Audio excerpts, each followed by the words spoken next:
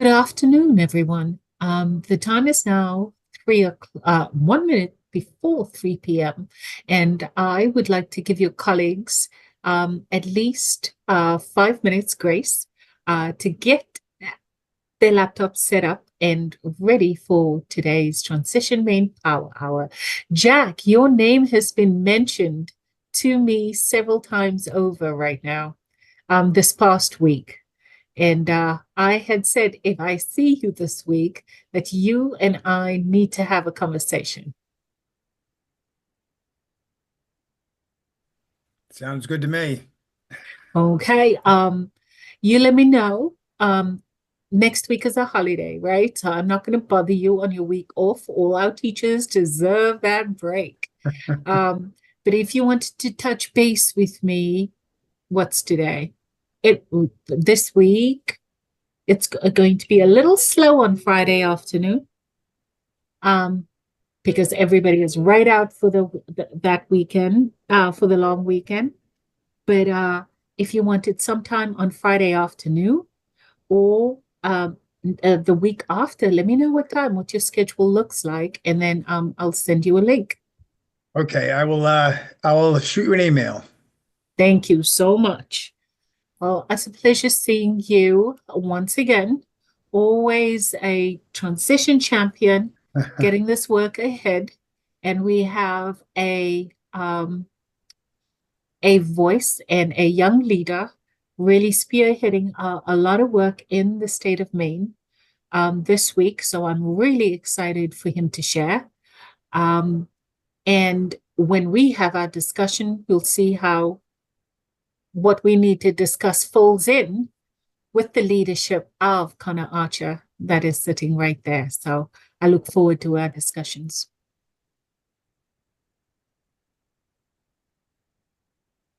So we are going to give, if there's another 4 more minutes to give everyone grace to get to the screen um, before we start today's Transition Power Hour. Thank you, everyone, for joining us. At this time, if you could please enter your SAU, school, name, and role, please, as well as your email. At the end of this session, please hang on. I ask you guys, please complete the surveys of each session. I really need an understanding of what the value is you find in it, your concerns, or if you need me to extend part of this. This summer, I'll be working on modules to really make it more granular and bite-sized for you as far as Section 9 of that IEP and the development of the IEP. We'll always also focus on a lot of that transition portfolios and further development of very comprehensive student-led, student-centered transition plans for the 2005-2006 year. This year was a heavy focus on services and service agencies and communities that provide supports for our students in transition. And next year, we are flipping that on the head and making sure that we are supporting our teachers in developing that IEP. So everybody that has joined us, please, if you can add your details to the chat. Thank you.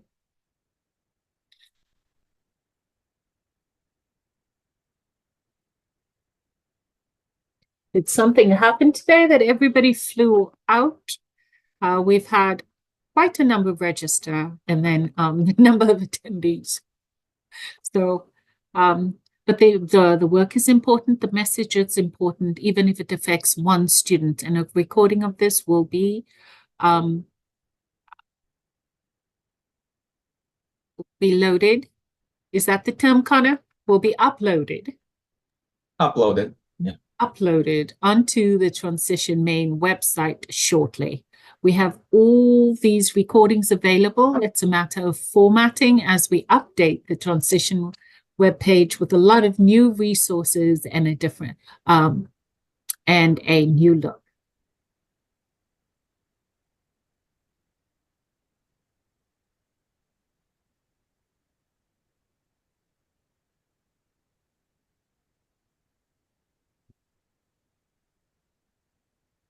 Let's see who's the usual.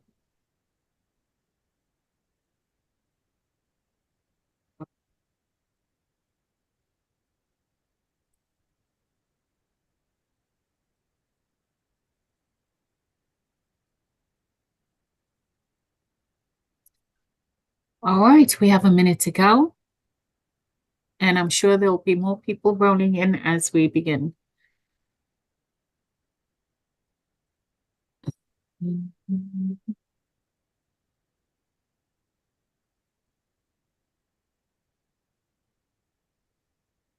You want to start your screen share immediately, Connor? Yeah. So I can do the introduction. Yeah, let's do that.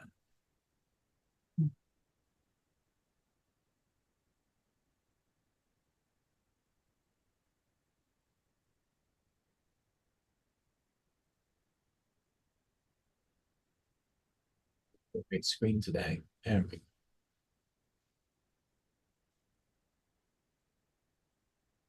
There we go. Perfect.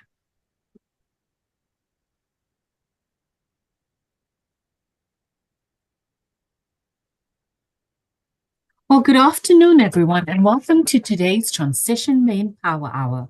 We are honored to have with us today Connor Archer, MBA and dedicated advocate, community leader, and the founder and chairman and CEO of the Courageous Steps Project, Inc., a nonprofit organization committed to empowering individuals of all abilities through education, employment readiness, and independent living initiatives. Connor's passion for creating inclusive opportunities has made a lasting impact across Maine. In addition to leading the Courageous Steps project, he serves as the co-chair of the Executive Student Transition Committee, the student leadership group that plays a crucial and vital role in guiding all Transition Maine initiatives. Through Connor's leadership, this committee ensures that the voices of our transition aid students are heard and shaping programs that directly support their journey to independence and economic inclusion. Today, Connor will share insights into the transformative work of the Courageous Steps projects and its community-driven programs. He will also discuss the vital role of the Executive Student Transition Committee in empowering the students to become leaders in their own transitions. Please join me in welcoming Connor Archer. Thank you, Titus, and greetings, everyone. I've recognized some of your faces from past power hours that I've subbed in for when Titus has been on the road. So great to see some of you. And for those of you watching later on, hope you enjoy today's presentation. But my name is Connor Archer, and really my focus today is sharing how I got to where I am today. It took years of dedicated educators, professionals, and really a years of transitioning as well. That was really important for me to have that what's the word I want to look for, that support system that's allowed me to get to where I am today. So I want to share strategies throughout on how we can connect the work that we're doing together to empower our youth at a younger age. When I think of transition, I think of it starting, well before junior year of high school, going into middle school as well.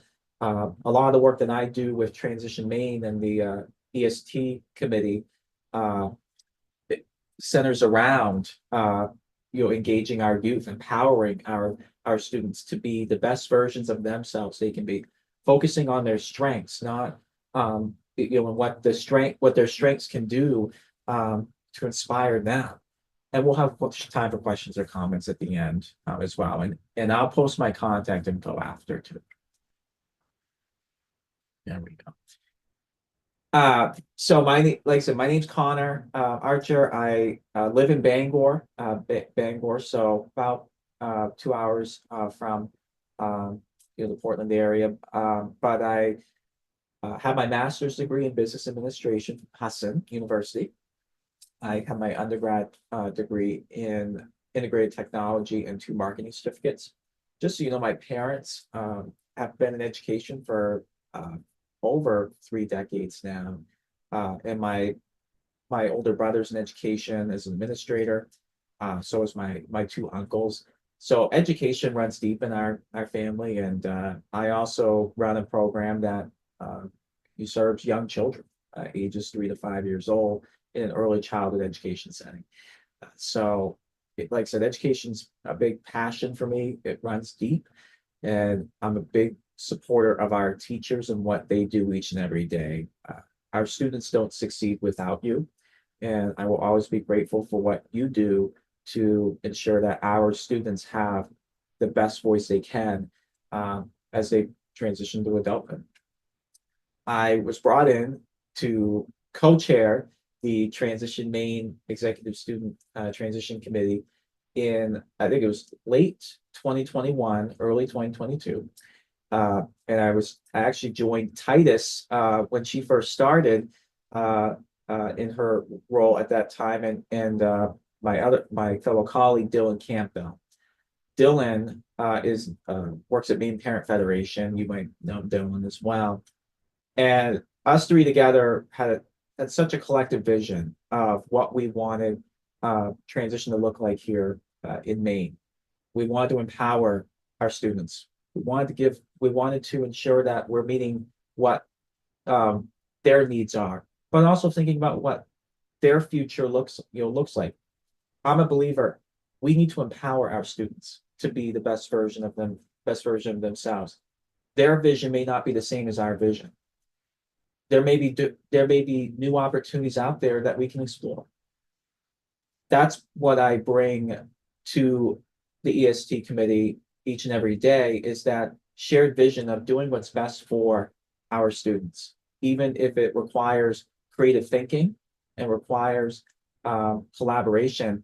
We'll find a way to support our students because it's about them and what they about their goals for education, employment, and independent living. Those are the three pillars of our success with Transition Maine. I did serve as a self-advocate advisor with what was then Maine Access to Inclusive Educational Resources, formerly known as MARE, back a few years ago. I've worked with the Autism Society and other organizations in the past on enhancing services and connecting services to families, students as well. And I was recognized in 2022 as their Professionals Providing Service Award recipient, and I was inducted into the Husson Alumni Hall of Fame 2 years after I graduated in 2023. I think I was the youngest member ever inducted into the Hall of Fame. So I'm just grateful for the support that I get. I can't do this without some great people, especially Titus. She's been a huge champion of the work we've done together. And I know she's supporting each one of you as well as you're doing the work in your communities. And my hope today is just to give you more insight of an inspiration of how I can support what you're doing, and hopefully give you some ideas that you can bring back to your school. I like to show pictures as well, how everything connects: family, support, volunteers, the important pieces that help, an individual succeed. So I just show that there for inspiration. But I live with autism. I was diagnosed at a very young age with what was then low functioning autism. I was nonverbal until the age of 5 years old. Many doctors and professionals said to my parents, "Your son's never going to talk. He's just not going to talk. He won't talk. He won't amount to anything. That's it." My mom's like, "Oh, that's not going to happen. We're going to find a way to support him." So she fought for me tooth and nail. My dad did too, to get the services that I needed at a young age. And I'm grateful for the services that I had through a nursery school that was life-changing for me. It gave me the start that I needed. And there's a full circle moment that I'll share in a few minutes too. But I was still limited in my social skills and language skills for most of my childhood through elementary school. I needed a lot of support by incredible people, but it was those people that believed in me and had a vision for me, and that, and that focused on the strengths of, the strengths that I had, which was to be very, I was very detail oriented. I was very caring, compassionate. I was very good at picking out certain things. All those things now that I use every single day in the work that I do to inspire others. Um, and it takes that support system, even if the impact isn't immediate. It may take a year, it may take 5 years, it may take 10. It took 10 years for some of the impact to be seen, but it was so important. But it was so important for them to do. And I thank all those teachers today because I wouldn't be where I am without them. Each one of them played such an important role in my development. But for many years, I lived in my own little world. And even today, as an adult, it's still challenging to navigate that. I was actually just having a conversation the other day. But, communication for a long time, I did not understand what was going on around me. And even as an adult, you know, especially when there's a lot of different situations that are, come up as an adult than there are, in school. Uh, there's a lot of different situations and it's more complicated than in school.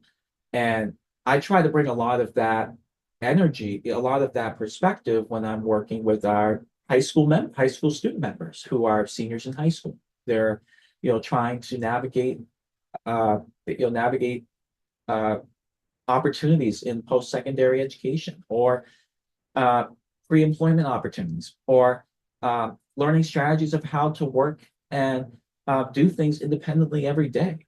And sometimes it's just learning how to navigate things that arise, conflicts with your friends, reading an application, working through, answering, what to say in this situation.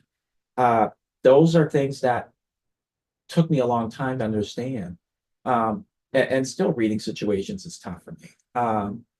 I still have to take a step back as a 26, almost 27-year-old adult and say, whoa, what am I doing? How do I navigate this? How do I, um, how do I deal with this? And even the social skills part, you're probably wondering just by hearing me talk, how could he have autism?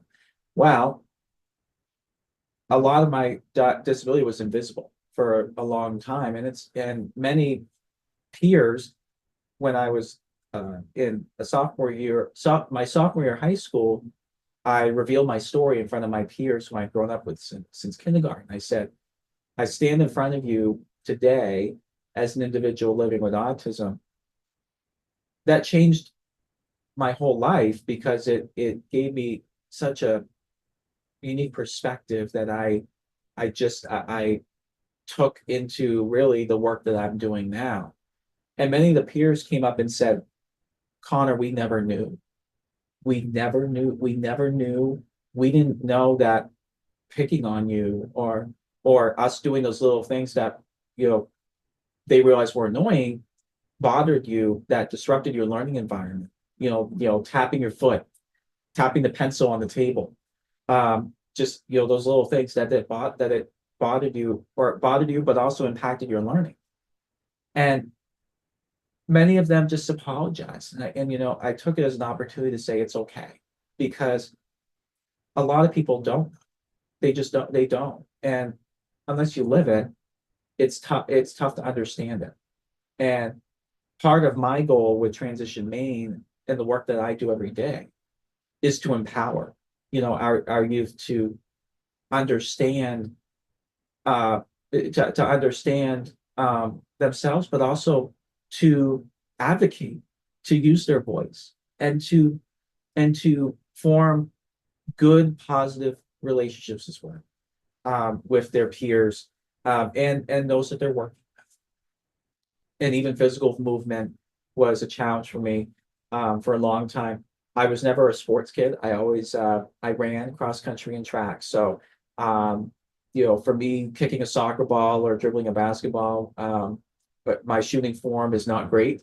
I get teased about that by my family all the time in a kind of funny way. So, uh, but that it was an impact for a long time, and it took like I said, it took speech, physical, occupational therapy for me, along with especially design, instruction, and in an inclusive learning environment to uh, support me as well. I was very fortunate to have that to be in the regular ed classroom setting as much as possible. Um, Mainly because my mom pushed for me and said he will be in there, he will be in that classroom, and we will find a way to make sure that happens.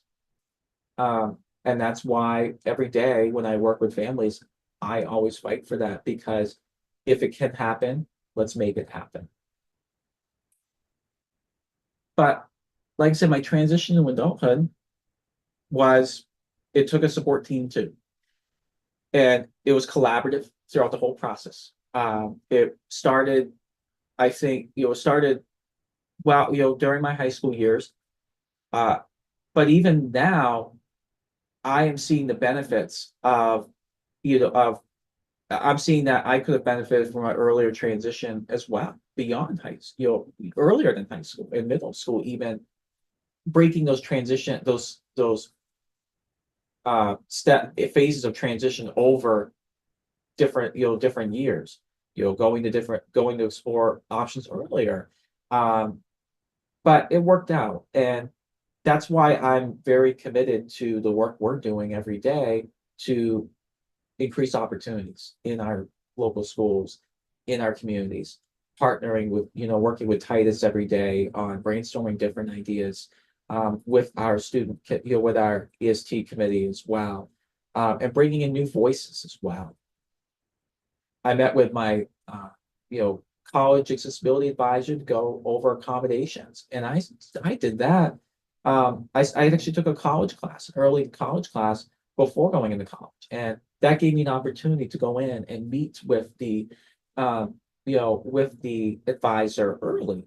So it gave me that opportunity to form that connection, kind of take a step forward into college, but do it one class, do it for one class, and do it remotely, and to kind of understand the rhythm, the tempo of the class, the work involved, all the things that go into college. And I looked at other options, different schools, different opportunities.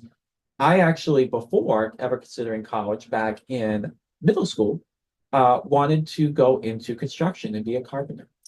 Let's just say me with a hammer and drills and a nail gun is not a good combination, because something probably would fall, wall probably would fall down. So I know enough to be handy, but me exploring those different pathways and the support system allowing me to do that gave me just different exposure to different skill sets that now I've used in owning a house. Now I'm able to, fix my basement stairs, knowing how to using a basic circular saw to fix the problem. So now I don't have to call someone to do it. I know it on my own, or knowing how to, write a check, I learned that skill in school. There are many of my peers that don't know how to write a check still. And they're like, you know how to write a check?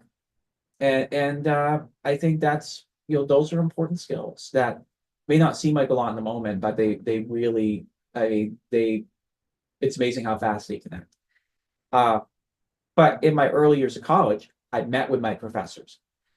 During that first week of the semester, I surround myself with trusted people, for the, for the good times and the rough ones too. There was a lot of struggle that first year of navigating, different teaching styles, professors who, I think didn't know how to necessarily support me immediately. So it took that relationship, those those self advocacy skills that I had to learn back in school.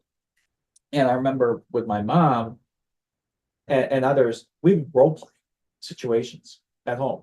And it would be, hey Connor, hey Connor, what, you know, I need this. Or it would be, you know, it would be, there would be scenarios around testing, asking for help, asking for extra time, advocating when something, when a teacher wasn't doing, what they were supposed to. That happened. That happened quite, a few times. And I had to learn how to stick up for myself and say, that is not acceptable.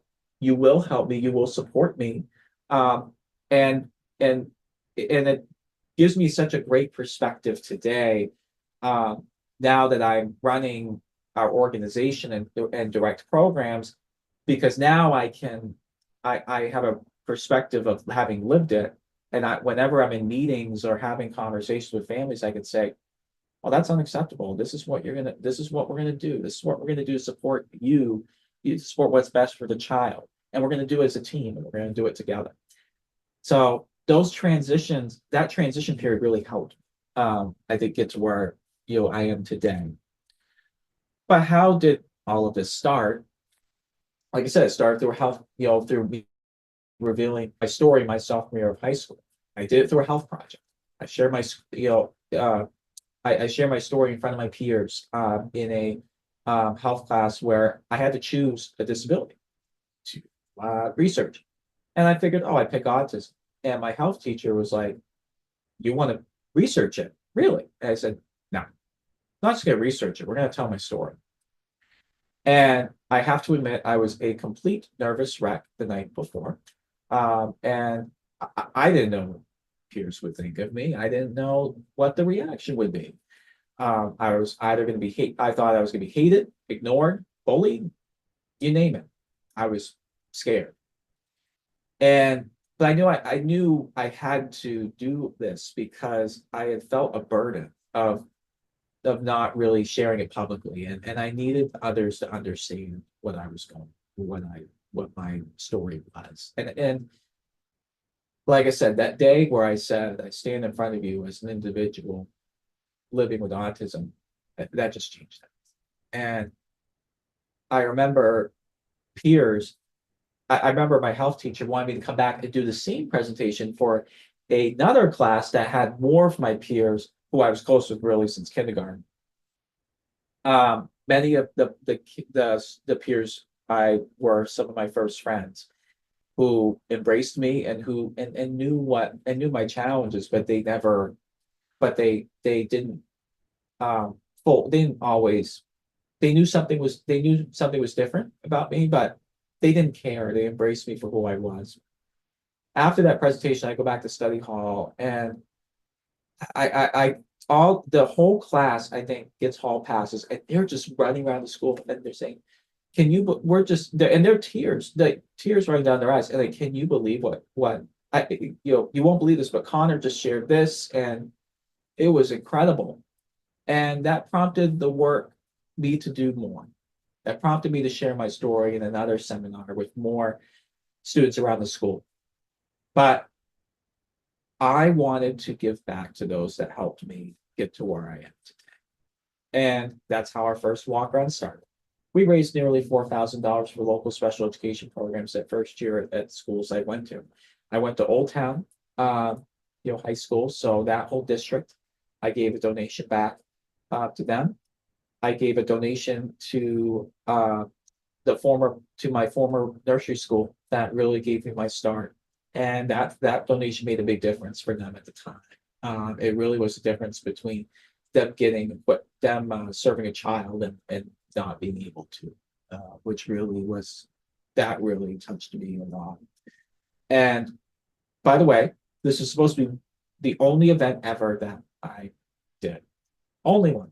And I chuckle now because over 10 years later, we've done, we are entering our 12th year of doing this walk run. And we now have raised hundreds of thousands of dollars for children and young adults in Maine. ranging from 3 years old to 22 years old. So during that transition phase, we've launched a scholarship fund supporting graduating high school seniors with varying abilities and challenges. They all have different journeys, and we've helped them strive for a post-secondary pathway. I started this in 2015 when I was a junior in high school. We have one of the longest going regional back to school drives in the state of Maine, and we're planning to expand that again in 2025. We gave to 33 schools last year, especially in rural communities, and we gave other wish list sensory learning grants to other schools to help with students learning in their least restrictive environment and ensuring that we are giving them the best tools to succeed. We've helped thousands of children and families all over the state, and we're working with students, even high school students, to on different projects that will help them succeed going into the future. However, my biggest success, my proudest moment of doing this is the launching of our preschool. And this happened over a brunch discussion with a former teacher. And she was incredibly, she was concerned about the future of the program. They needed help with fundraising, they needed help with certain things. And she was looking for ideas to help grow the program. And I just stopped her. I said, stop. I know what we need to do. We need to take over the program and move it, meeting courageous steps and grow it into the future. And she broke down in tears, and we both did. And we said, this has to happen. And fast forward, COVID hit 2 weeks later. So everything shut down. And we didn't know if this would happen. I didn't know if Courageous Steps would be here, truthfully. I don't think any of us knew what would happen. So we were in limbo for a good 3 months, and then I promised myself that if the opportunity came up again, which it did, we needed to do it. We had to do this for the future of what our mission was about and the future of what we were aiming to do. In January 2021, we launched what was then called the Greenhouse Village Preschool. And now we have expanded that into a child and family center, and we have a home and community program that serves children as old as 18 years old in the community, and building on the legacy of our early childhood program, which has been around for a long time and is one of the original programs here in the state of Maine. So I also want to share one project that we're doing, and we're expanding this fast.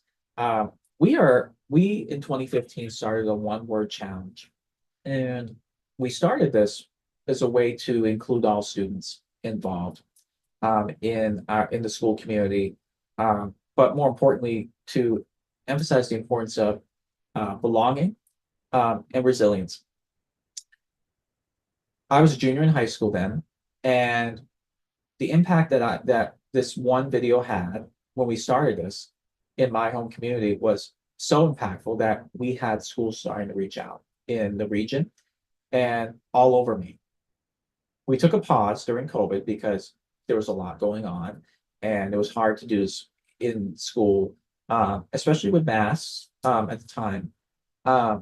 So we've resumed the one-word challenge in 2025, and we have some big ambitious goals. We want to connect with every Maine school within the next few years, and then we want to expand this outside. My goal is that we connect all students together, regardless of abilities or challenges, from elementary school through high school, to ensure that they have a voice and that their voice shines. We have completed 2 elementary K-8 schools. We have a high school that's doing theirs next. We have a business that's also doing this as well. And then we've lined up a few other schools from around the state, and we're continuing to add.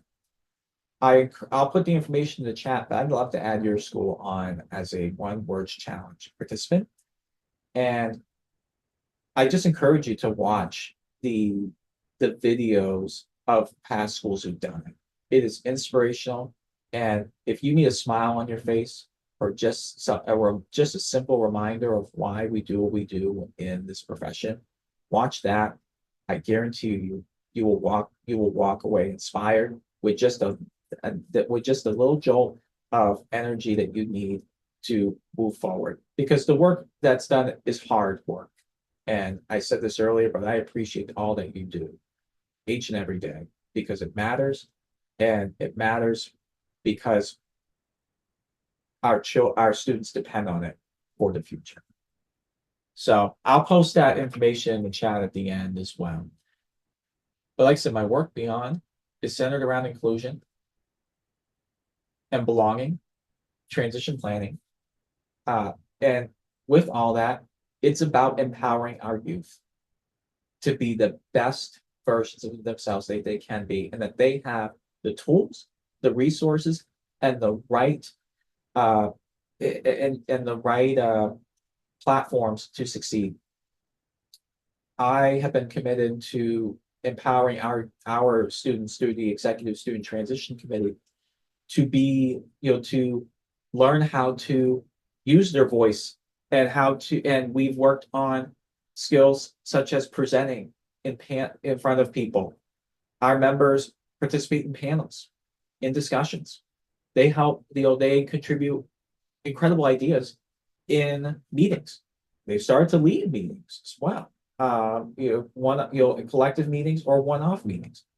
And my goal is that we build that future, build our committee for the future, and that we are always adding new voices to the table.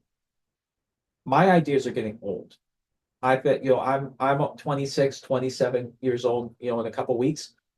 And it's important that we have fresh student voices at the table, guiding our work forward. Things change all the time. Perspectives change. What's happening in schools, changes. It's different in every community. And we're looking to expand the committee, the committee going forward, and we've been doing that. So Thais, I'm sure, can post this in the chat afterwards. But if there is a lead you have on a student that would be a great fit for the EST committee, we would love to connect with them.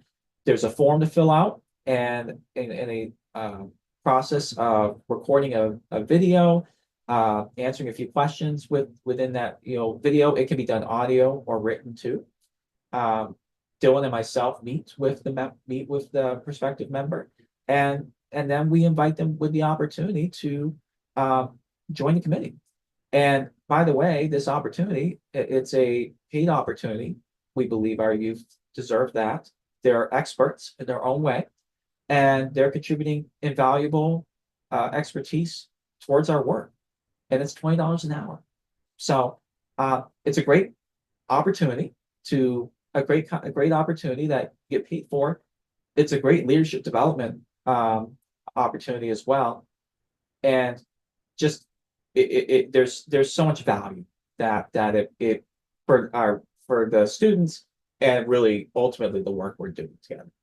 But I also work hard to support educators and am having those conversations constantly with you, our educators all across Maine, to make sure that we are doing the best job possible to support the work that's happening in classrooms all across the state.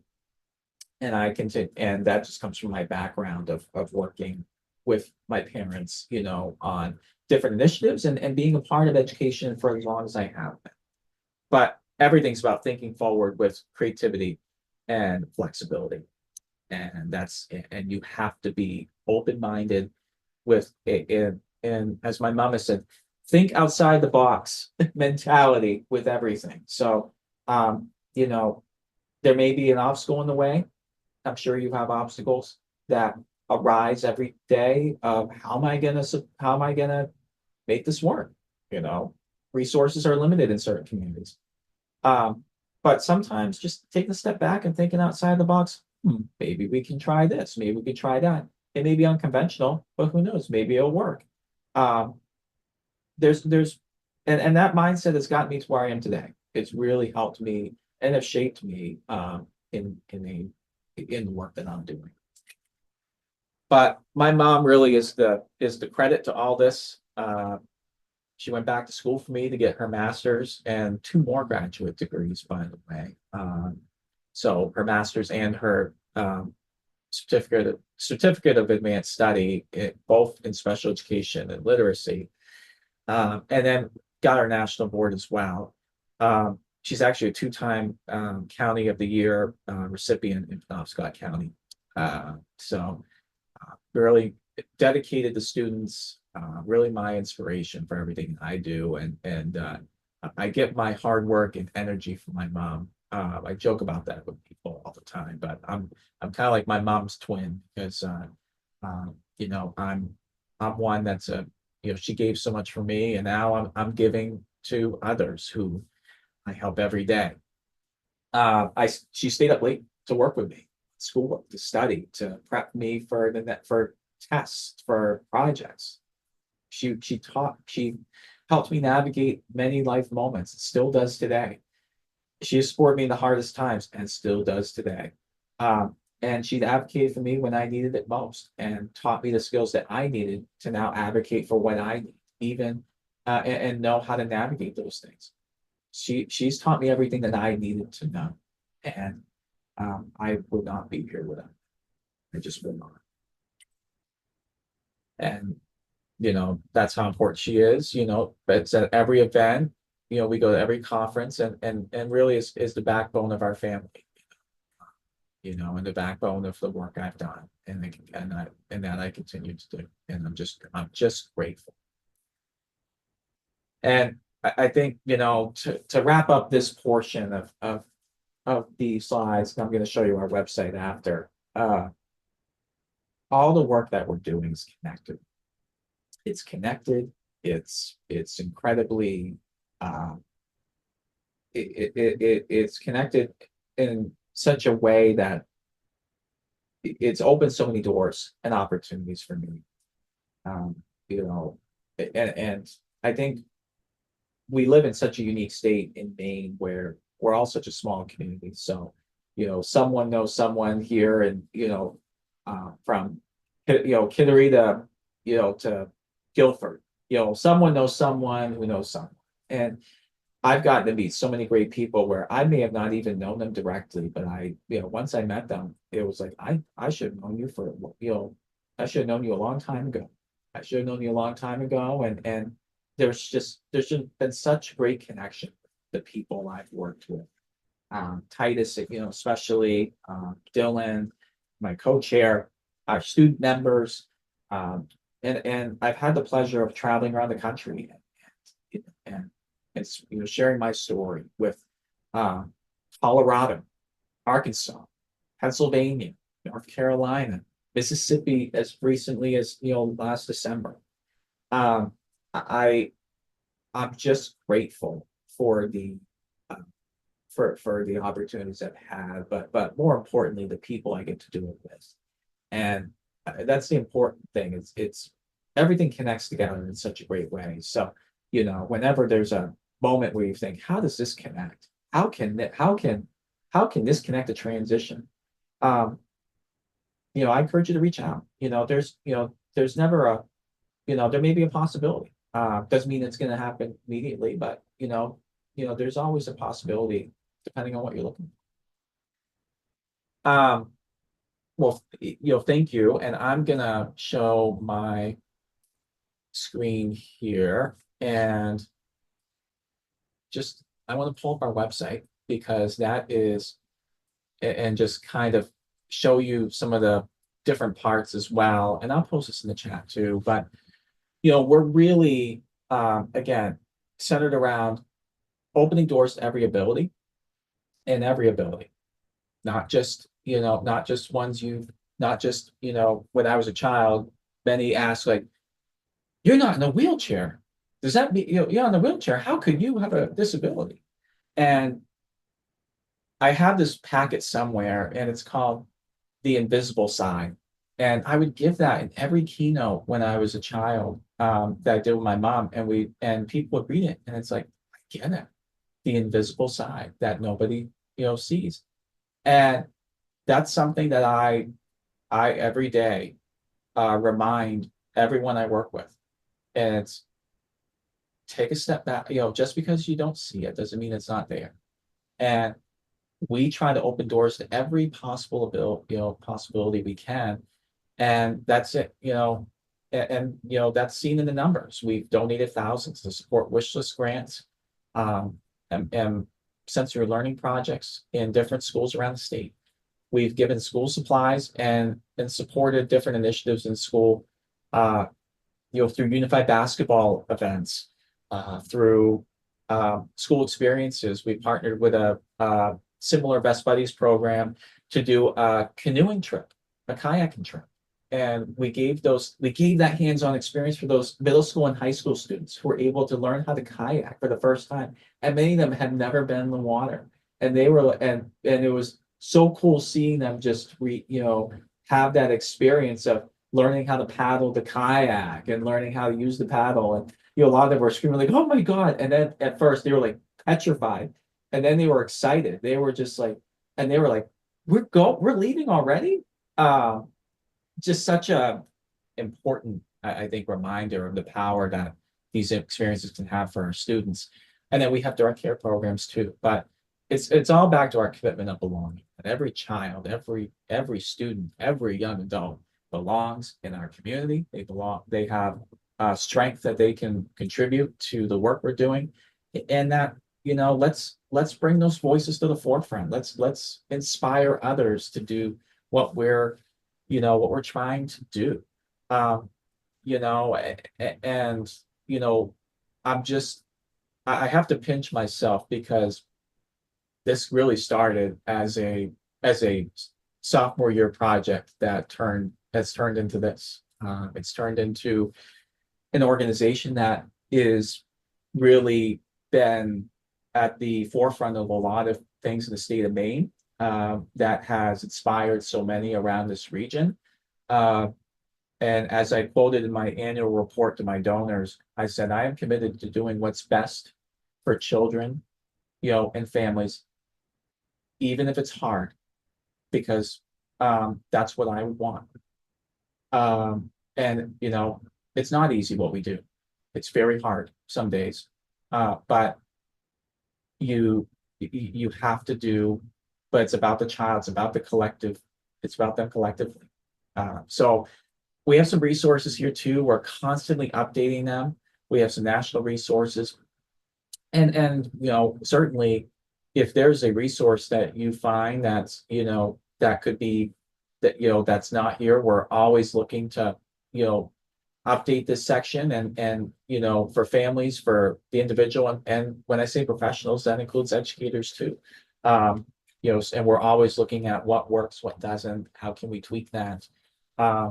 We do have a wandering prevention initiative too. I don't know how much you face of that in your communities, but we're going to be adding schools in the coming months as well.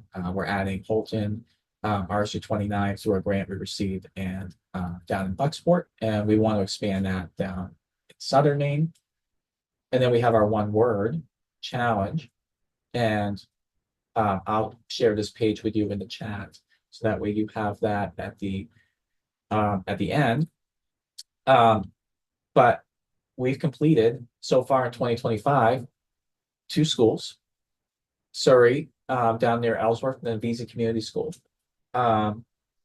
And we have a high school we're adding, a middle school we're adding, and we will be adding more schools, as well, and other organizations too. So lots of work that's connected to the work of transition. And in a state like ours, there's so many ways to connect the work together. And that's something that, Titus and I try to do every day. It's how can we effectively impact every student? How can we touch every student, one step at a time? And you know, these have been some of the best, 3 years of my life to be able to work with such great people to carry out the work that we're doing and to have an impact. And I'm just grateful. So on that front, any questions, comments, words of wisdom?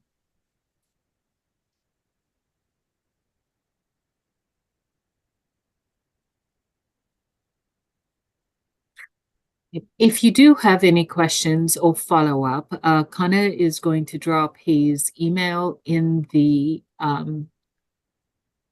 thank you so much, Ian. It is about cross-agency partnership in supporting our students with disabilities. And we have to ensure that we communicate this platform is not just about gaining information, but building relationships as well. We don't know what's happening in Fairfield, which could be happening in Scarborough, that could be happening out in Holton. And so there are so many insights, there's so many experiences, there's various perspectives to any one solve. And as every individual student that we see is followed by an individualized plan, we know that we can't take a roadmap for one student and then just tattoo it on the IEP of another student. And so through discussion, through collaboration, which this platform I really would like to develop into a discussion platform on the topics that we are speaking to every single week. And so please, I've dropped the survey in the actual in the chat box. Please jump on in there. Give us feedback on how we can improve engagement, how we can promote discussion, how we can create cross-agency as well as regional collaboratives so that we have cohorts of individuals speaking with one another and we are not working in silos. But on that note, it's now 3:51. 9 minutes back to your day, which is always a blessing when we're given time back. Jack, I'm going to reach out to you shortly. Please send me that email with those times that you are available, a few times that you are available, so we can have that chat. But for everyone else, please be safe out there. Thursday is the storm. Make sure that you take this time, 8 minutes, to run around and prep for the 14 inches that we are preparing for on Thursday. Right, Craig? Thank you so much.